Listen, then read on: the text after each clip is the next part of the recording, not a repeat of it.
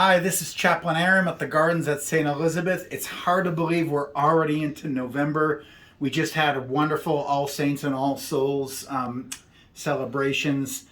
And as we get into November, we're going to be really excited about marking the 125th anniversary of our chapel, Christ the King Chapel.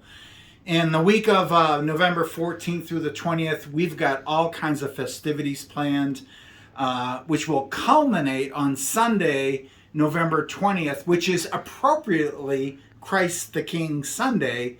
We'll celebrate Christ the King Chapel, our 125th anniversary. But I want to get back to a little bit of the history, of course. You know, the chapel was built in 1897. It was part of the Oakes home. Reverend Frederick Oakes was actually an Episcopalian minister who built this beautiful mansion where the tower now sits. And it was originally run as a tuberculosis center. Those were pretty popular up and down the Front Range during those days because of the climate here. And they ran that for, 30, 40 years. And then it closed down. And then in 1943, the Sisters of St. Francis purchased the property. That's when it came under Catholic ownership. And initially, the sisters moved in and used this as a mother house. Then they built the new mother house down in Colorado Springs.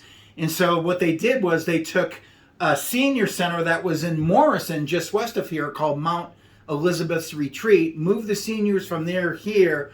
And that was in 1954. And that's when this initially started being run as a senior care center.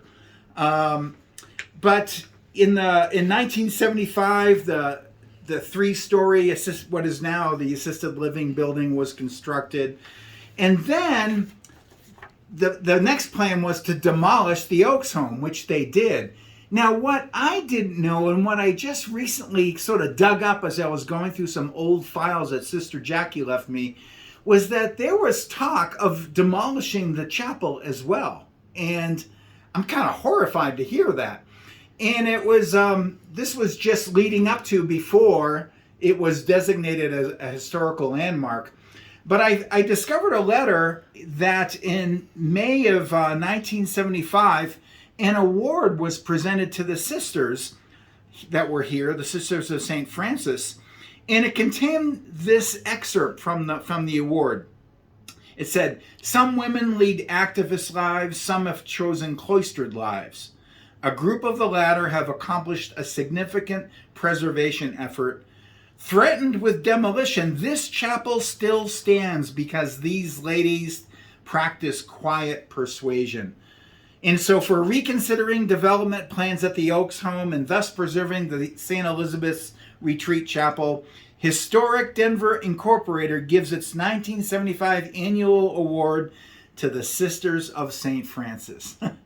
I just think that's really cool. And it was right around that time that it was designated then a historical landmark. So we can't do anything to that chapel without permission from the Historical Commission.